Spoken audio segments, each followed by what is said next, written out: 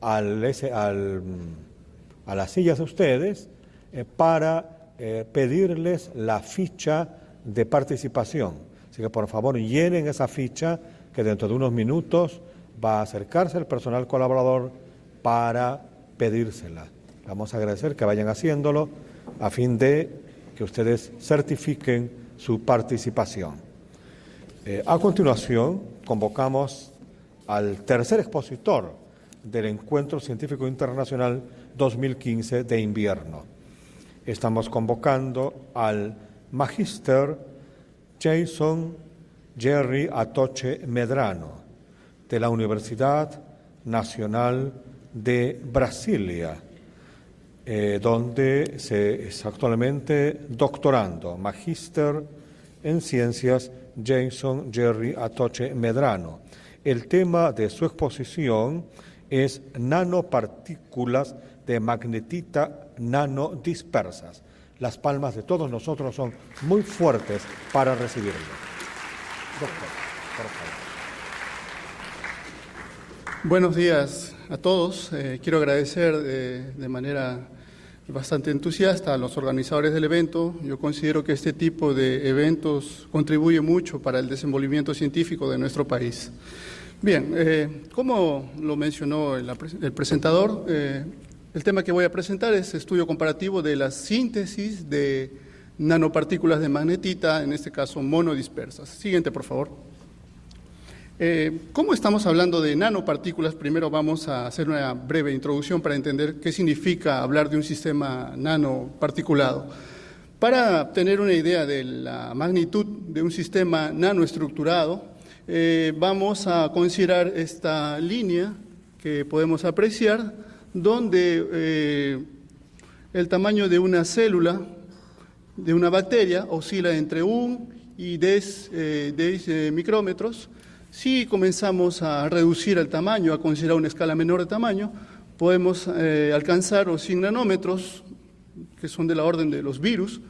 Si seguimos disminuyendo el tamaño, vamos a llegar al tamaño de 10 nanómetros, que aproximadamente son el tamaño de las proteínas, y continuando en ese orden podemos alcanzar tamaños de estructuras de ADN de 1 nanómetro y hasta llegar a un átomo, ¿no? Entonces, sí podemos hacer una comparación del tamaño de escala que estamos considerando. Cuando hablamos de estructuras nanométricas, vamos a trabajar en escala menores a 100 nanómetros.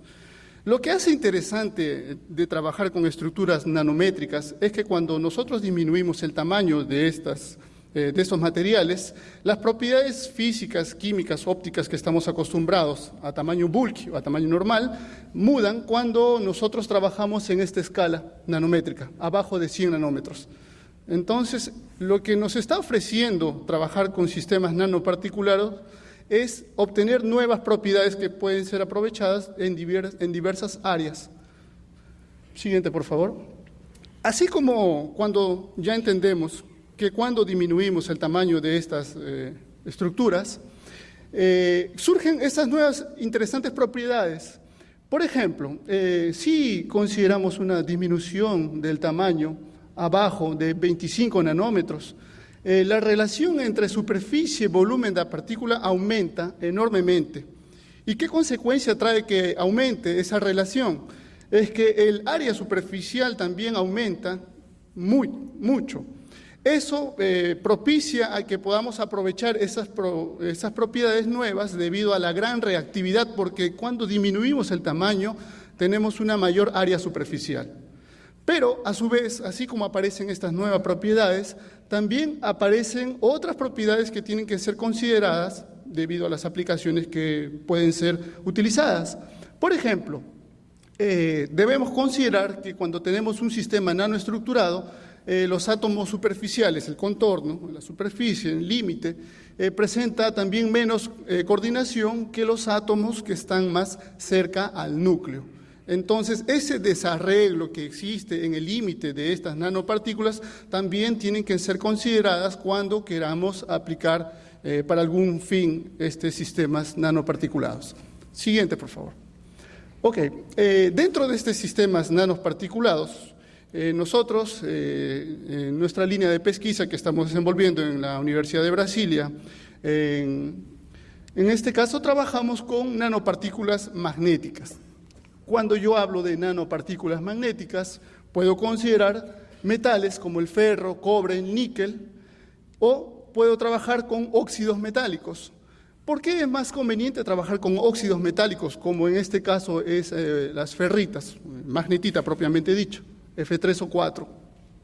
Porque estos metales, ferro, cobre, níquel, de por sí ellos tienden a oxidar. Si ellos oxidan, ellos pierden estabilidad. Lo que yo estoy interesado es en obtener un sistema estable, dependiendo la aplicación que yo quiero. Entonces, voy a preferir trabajar con óxidos metálicos debido a que ellos presentan mayor estabilidad. ¿Cuáles son otras ventajas que yo puedo obtener de un sistema nanoparticulado de óxidos metálicos? Dependiendo del tipo de, en este caso de ferrita que yo trabaje, puede ser magnetita, goetita, magemita, dependiendo cuál use, voy a tener una mayor o menor magnetización. Ellos poseen, debido a su reducido tamaño, gran reactividad de superficie, como ya había mencionado. Conforme disminuimos el tamaño, aumenta el área superficial, lo que es beneficioso si uno quiere, por ejemplo, utilizar la superficie para cargar algún fármaco en aplicaciones biológicas. Y estos óxidos metálicos pueden ser dispersados en solventes, ¿no? Entonces, vamos a mencionar otros ejemplos de las aplicaciones. Siguiente, por favor. Bien, si yo tengo una idea de cómo funcionan estas nanopartículas que presentan nuevas propiedades a escala nanométrica, ¿cómo es que yo obtengo este sistema nanoparticulado? Básicamente existen dos formas de obtener sistemas nanoparticulados, bottom-up y top-down. Bottom-up refiere básicamente al tipo de nanopartículas que yo puedo obtener a partir de precursores básicos, es decir, que yo voy a construir de abajo para arriba, conseguir esta estructura nanoparticulada. Entonces yo voy a partir de precursores y a partir de ellos comienzo a construir mi sistema nanoparticulado.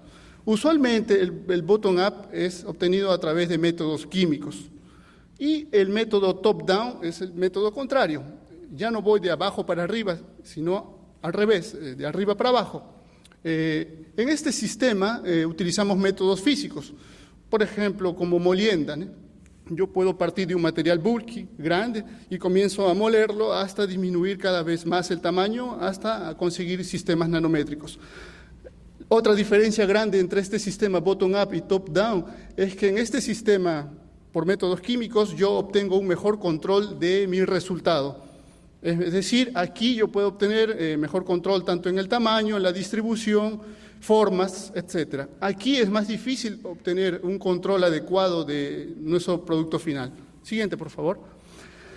En mi caso, yo trabajo en nuestra línea de pesquisa con ferrofluidos magnéticos. Un ferrofluido podemos entender como una solución coloidal estable que posee tanto propiedades magnéticas como de fluido.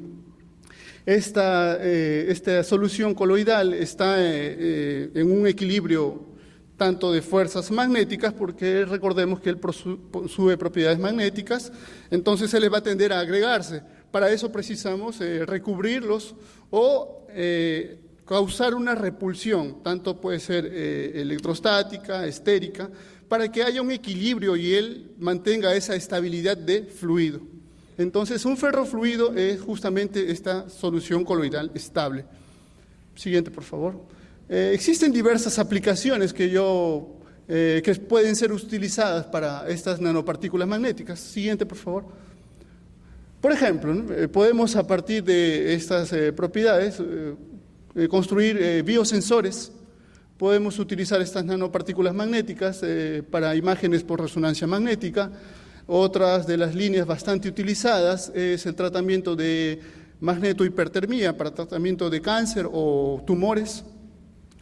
También pueden ser empleados para utilizarse como biomateriales en algunos implantes que ya están siendo utilizados debido a la biocompatibilidad que presentan estos materiales. Siguiente, por favor. Entonces, si ya entendemos que existen dos métodos método químico, método físico. Dentro del método químico existen una gran cantidad de síntesis para obtener estos sistemas nanoparticulados. Cada día, si nosotros revisamos la bibliografía, existen diversas mejoras de los métodos ya existentes. Coprecipitación química es uno de los métodos clásicos para obtener este sistema nanoparticulado, de composición térmica, microemulsión, por pirólisis de láser, etc. Es decir, existe ya en la bibliografía una serie de métodos bastante bien establecidos para obtener estos sistemas. En este trabajo voy a presentar la diferencia que puedo encontrar en estos dos sistemas, coprecipitación química y decomposición térmica, para obtener este sistema nanoparticulado. Siguiente, por favor. Cada método que yo escoja va a traer como consecuencia un producto final con propiedades específicas. Es decir, si usted elige un método A, un método B o un método C, el resultado también va a ser diferente un de cada otro. Entonces, vamos a obtener formas, tamaños, composición y arquitecturas de nuestro producto final dependiendo de la ruta que usted siguió. A su vez, él le va a poseer también propiedades físicas diferentes. Entonces, va a depender mucho del método que usted elija, las propiedades que usted va a obtener. Siguiente, por favor. Entonces, ¿cómo es que puedo controlar esos factores que ya había mencionado en esta síntesis? Diferentes factores pueden ser controlados para obtener el resultado deseado, como por ejemplo la concentración de los surfactantes, solventes, a temperatura, presión, tiempo, agitación, etc. Una serie de factores que deben ser considerados van a influenciar al final de cuentas en su resultado y las propiedades que va a obtener. Siguiente, por favor. Como ya había mencionado, vamos a presentar estos dos métodos en medio acuoso, coprecipitación química y descomposición térmica. Siguiente, por favor. Mediante el método de coprecipitación química mezclamos dos óxidos de ferro y adicionamos una base fuerte para obtener precipitación del sistema, en este caso magnetita. Esto puede ser obtenido mediante agitación y también con un incremento de temperatura. Cuando nosotros utilizamos el método de coprecipitación química, conseguimos primero una supersaturación y después una nucleación de magnetita y posteriormente el crecimiento, ¿no? En ese orden es que es formado el sistema nanoparticulado que obedece a esta reacción química, ¿no? Aquí podemos observar que M representa un elemento metálico monovalente. Siguiente, por favor.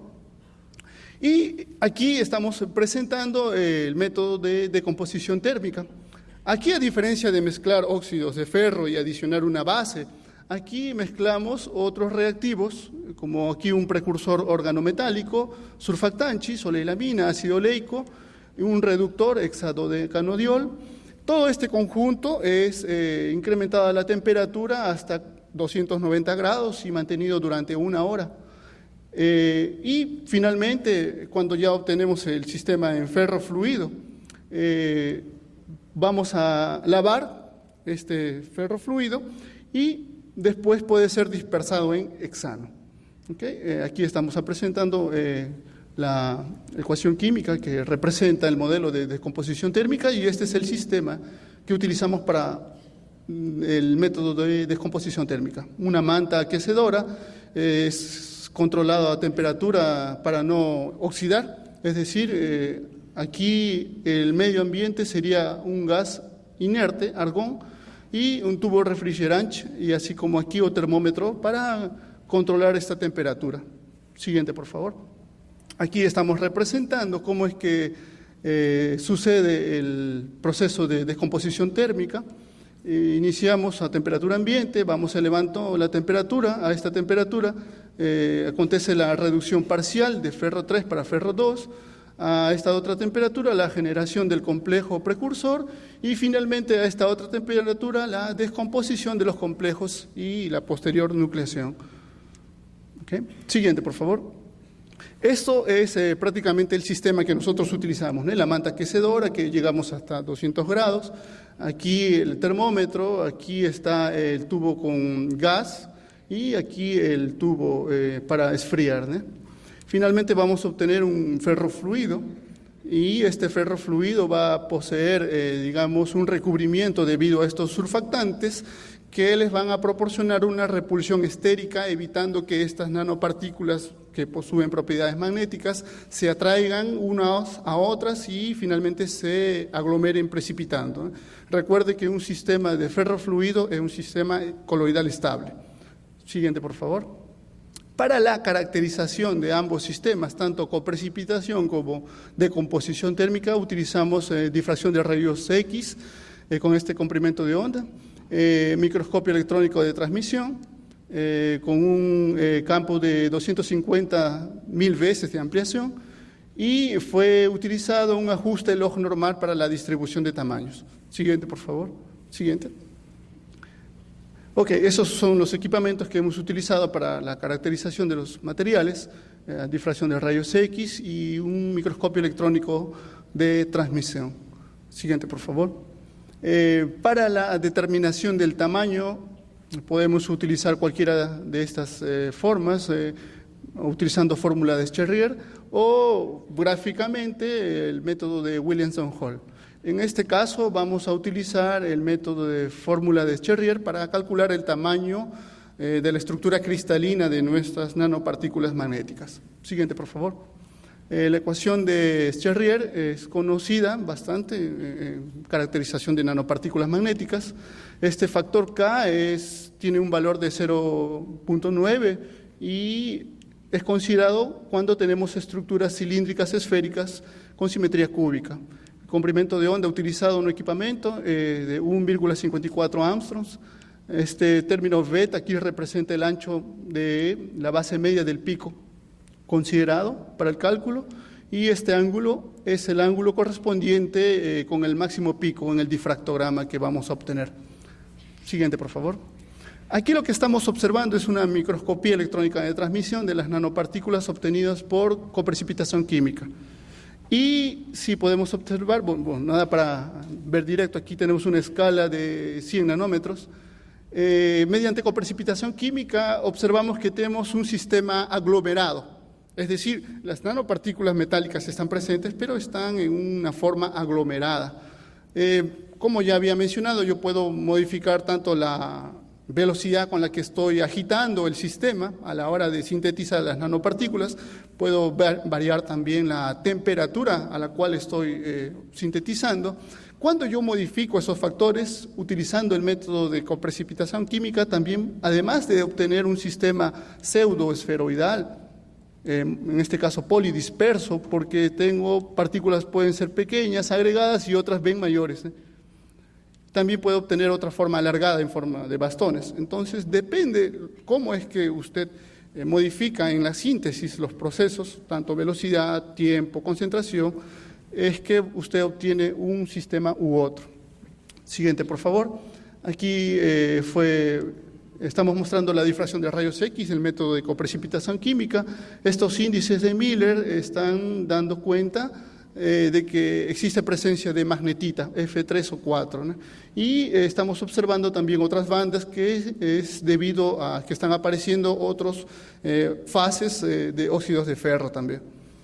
Siguiente, por favor. Ya en el caso de decomposición térmica, podemos observar que existe una gran diferencia en la forma de las nanopartículas obtenidas, ¿no? Aquí observamos una distribución monodispersa, es decir, las nanopartículas no diferencianse mucho de un para otro. Es tamaño bastante similar, estamos en una escala de 50 nanómetros, las nanopartículas obtenidas son un promedio de 10 nanómetros. Entonces, esta forma monodispersa, esférica y bien distribuida es bastante favorable en este caso para aplicaciones biológicas, que es el área donde nosotros trabajamos. Siguiente, por favor. Aquí hemos hecho un histograma de la distribución de tamaño de las nanopartículas obtenidas por descomposición térmica. El tamaño obtenido es aproximadamente de 10,48 nanómetros, una desviación estándar de 0,1, mediante ajuste log normal. Siguiente, por favor. Aquí estamos mostrando la difracción de rayos X para las nanopartículas obtenidas por decomposición térmica y realizamos un ajuste utilizando el programa GISAS. Aquí vemos la forma obtenida en negro y el ajuste lineal que nosotros estamos utilizando, el teórico, el que estamos observando en rojo, y la diferencia entre el experimental y el teórico es la línea que estamos observando aquí, ¿no? Utilizando el programa GISAS nosotros podemos refinar lo que se conoce. ¿Ok? Siguiente, por favor. Ok, entonces, ya para nuestro sistema obtenido por decomposición térmica, el tamaño de la estructura cristalina utilizando difracción de rayos X fue de 9,6 nanómetros y utilizando microscopía electrónica de transmisión fue de 10,5. ¿Por qué existe esa diferencia? ¿Por qué es que no es igual el tamaño en difracción de rayos X con microscopía electrónica de transmisión para mi sistema nanoparticulado, si estoy considerando el mismo sistema? Cuando nosotros utilizamos sistema de difracción de rayos X para caracterizar nuestra nanopartícula, solo estamos considerando la parte cristalina, no estamos considerando los defectos de superficie que inicialmente yo había mencionado. Entonces, ni siempre su sistema que usted obtiene es totalmente cristalino. Él puede poseer algunas deformaciones en la superficie, algunas impurezas, y lo que uno obtiene mediante difracción de rayos X es justamente solo considera la parte cristalina de su sistema. Ya cuando usted utiliza microscopía electrónica de transmisión, él considera toda la estructura en sí de la nanopartícula como un todo. Entonces, la estructura cristalina estaría más en la parte central, como si fuese el núcleo, y los defectos que usted puede encontrar serían en la superficie. No toda su nanopartícula es cristalina, en otras palabras. Entonces, hace sentido que esta microscopía electrónica de transmisión sea mayor que es la difracción de rayos X, porque difracción de rayos X solo analiza a parte cristalina, ¿no? Ok, siguiente, por favor. Bien, como había mencionado, este sistema de ferrofluido es orientado, en caso del estudio de doctorado que estoy realizando para aplicaciones biológicas, tiene que garantizar que sea un sistema biocompatible. Es decir, cuando usted obtiene un sistema nanoparticulado, nadie usa un polvo de nanopartículas de magnetita y coloca en un sistema biológico. Primero tiene que cumplir ciertos requisitos de que sea biocompatible. A eso es que es lo que se le conoce como funcionalización del sistema. Es decir, tiene que ser recubierto con algunos componentes químicos para que él pueda ser inserido dentro de un sistema biológico. Uno de los factores que consideramos es el valor del pH, ¿no? Del potencial de hidrogenio. Aquí nosotros medimos para nuestro sistema cuál es el valor del pH y obtuvimos un valor de 7,23, que es un pH fisiológico, lo que nos estaría permitiendo considerar este ferrofluido para aplicaciones biológicas. Siguiente, por favor. También fue medido un test de estabilidad utilizando Z-Sizer para medir el potencial Z. ¿Qué cosa mide el potencial Z? En este caso, él va a medir a repulsión electrostática entre cargas vecinas, una para otra. Cuando usted utiliza el potencial Z, lo que quiere medir es la estabilidad de su sistema. Porque no serviría que yo consiga un sistema nanoparticulado magnético y después de un tiempo él le precipite, ¿no? Entonces yo tengo que garantizar que ese sistema sea estable. ¿Y cómo considero que sea estable? Mediante esta caracterización, utilizando el potencial Z, ¿no? El valor obtenido en este caso fue de 43,5 milivolts. ¿Okay? ¿Qué es lo que significa ese valor de 43,5? ¿Será bueno o no será muy conveniente? Cuando nosotros revisamos la bibliografía para nanopartículas magnéticas, este valor de 43,5 es un valor bastante óptimo porque en la bibliografía refieren valores arriba de 30 milivolts, tanto positivo como negativo, dependiendo de la ruta de síntesis que se utilizó. es considerado un sistema estable, él presenta propiedades estables. Es decir, mi sistema ferrofluido va a mantener una estabilidad durante un tiempo y usted podría aprovechar esa estabilidad para algunas aplicaciones biológicas. Como ya había mencionado, no serviría que yo tenga un sistema nanoparticulado y que cuando lo coloque en un sistema biológico, él sedimente y pierda esas propiedades, ¿no?, de monodispersa, ¿no? Porque imaginemos que yo quiero colocarlo en el torrente sanguíneo. Imaginemos que esas nanopartículas ya pierden esa estabilidad y todas ellas se unen una para otra y gruden, se junten. Les entupirían las venas, entonces allí ya no serviría tu sistema nanoparticulado. Es por eso importante tener ese valor de la estabilidad. Siguiente, por favor. Bien, como hemos mostrado algunas de esas propiedades, podemos mencionar lo siguiente. Mediante el método de coprecipitación química, obtuvimos nanopartículas con distribución polidispersa, diferentes tamaños y formas, algunas esferoides u otras alargadas.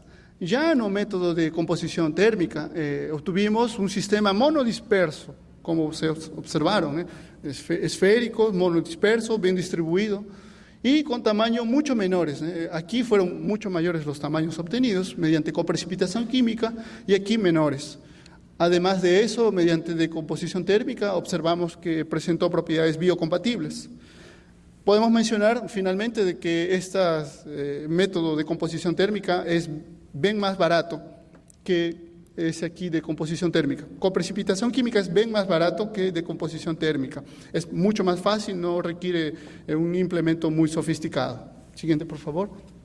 Quería agradecer a las entidades financieras que están otorgando la beca de estudios en el extranjero.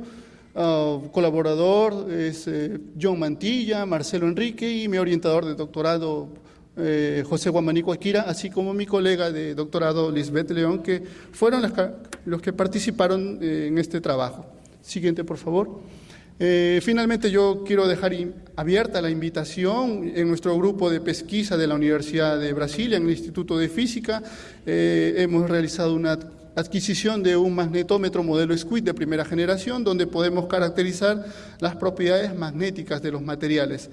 Si alguno de los presentes estuviera interesado en realizar medidas magnéticas o caracterizaciones magnéticas de sus materiales, pueden entrar en contacto con nosotros y nosotros recibimos muy así abiertamente todos los trabajos interesados en realizar estas caracterizaciones magnéticas.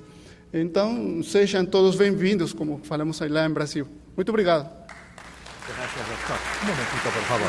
Agradecemos vivamente esta exposición del doctor Atoche y le pedimos que pueda ubicarse en el centro del escenario, y a la señorita Leda Cordero, que en nombre de todos nosotros está haciendo la entrega del certificado de agradecimiento, y las palmas nuestras son muy fuertes para reconocer el aporte tan valioso del magíster Jason Atoche.